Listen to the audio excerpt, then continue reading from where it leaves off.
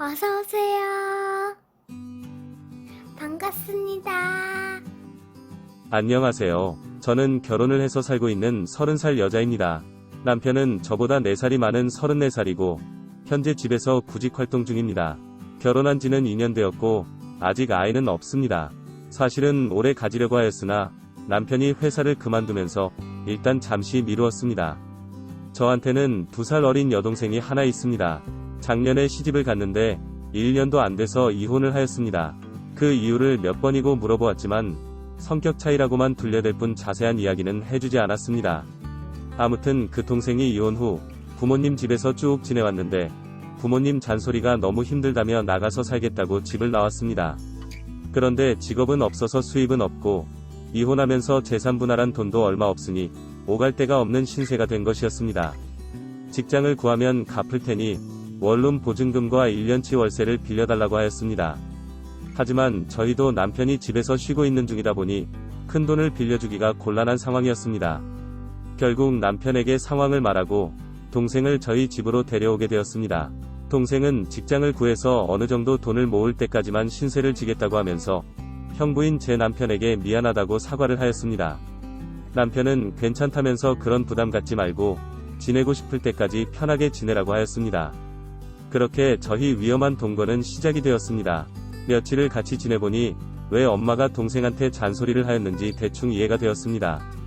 빨리 정신을 차리고 직장도 구하고 규칙적인 삶을 살아야 하는데 밤낮이 바뀌는 것은 허다해서 도대체 언제 자고 언제 일어나는지 알 수가 없었습니다. 같은 시간인데 깨어있을 때도 있고 자고 있을 때도 있고 게다가 다 큰 기집애가 얼마 더럽던지 방은 일주일도 안 돼서 돼지우리가 되었습니다. 먹다 남긴 컵라면부터 시작을 해서 바닥에 널려 부려져 있는 빨래거리들에 먹고 흘린 자국은 안 닦았는지 얼룩은 천지였습니다. 본인 집에서 그러는 것이면 이해가 됩니다. 아무리 본인 방으로 쓰라고 방 하나를 내주었다고 해도 자기 언니의 신혼집에서 사는 것인데 저렇게 더럽게 쓰면 안 되는 거죠. 심지어 저희 집에 들어오는 날에 이 집은 전세로 들어와 있는 것이니 오염시키거나 파손 시에는 수리를 해놓고 집을 비워줘야 된다고 말을 했습니다. 이 집이 신축 아파트라서 집주인분들이 깨끗이 써달라고 여러 번 부탁을 했던 부분입니다. 남편도 처음에는 동생에게 잘 대해주고 챙겨주길래 너무 고마웠습니다. 그런데 저런 모습을 매일 보게 되면서는 동생에게 적당히 거리감을 두고 지내는 것 같았습니다. 게다가 둘 다 각자 방에만 있고 동생의 활동 시간이 비일정하기에 하루 종일 한마디도 안 하고 지내는 날도 종종 있다고 하였습니다. 가끔씩 각자의 불만 및 애로사항을 저한테 말하긴 하였지만 그래도 서로 잘 적응하면서 지내고 있다고 생각했습니다. 아니 그 둘의 연기에 철저히 속고 있었습니다. 회사로 출근하는 지하철 안에서 핸드폰으로 SNS와 유튜브를 보고 있었습니다. 그런데 정말 처음 보는 어플이 설치되어 있는 것이었습니다. 처음에는 핸드폰에 기본 설치되어 있는 그런 어플들 중에 하나라고 생각하고 대수롭지 않게 넘겼습니다. 그런데 어플 모양도 처음 보는 것이고 이름도 영어로 되어 있는 것이 너무 수상했습니다.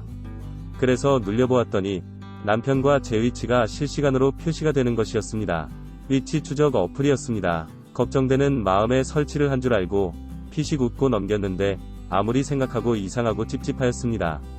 왜 나한테 말하지 않고 설치해 두었을까?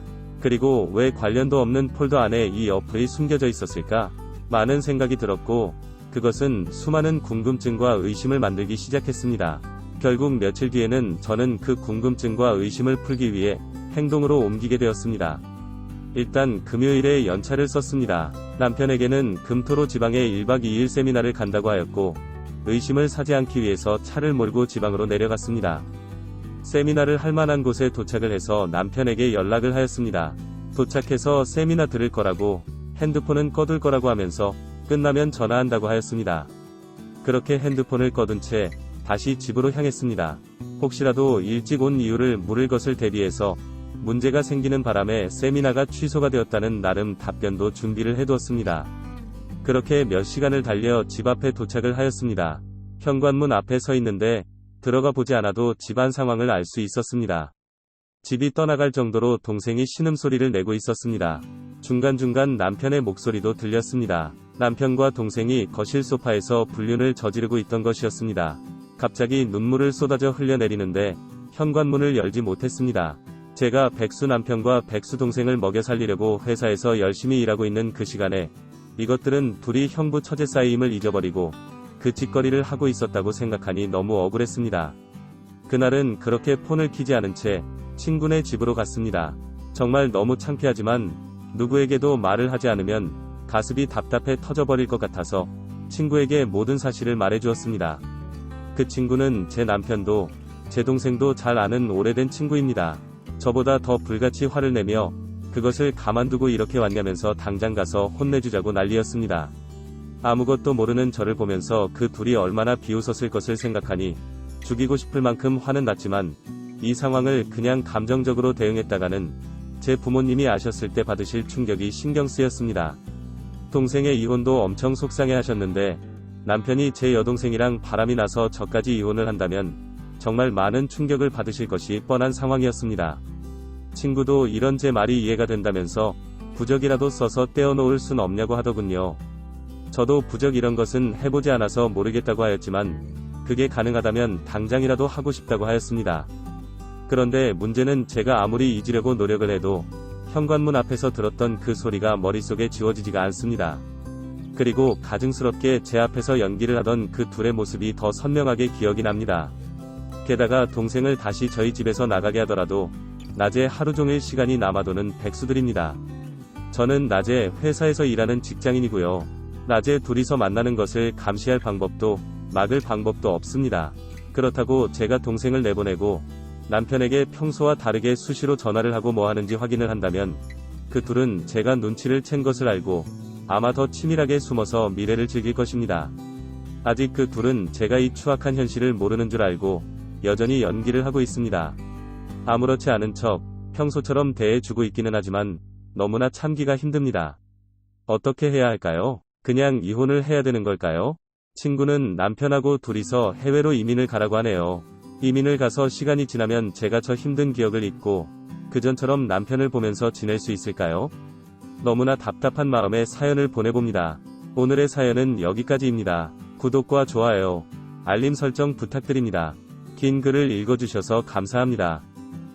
구독과 좋아요 꾹꾹 눌러주세요. 꾹꾹. 알림 설정도 꾹꾹 눌러주세요.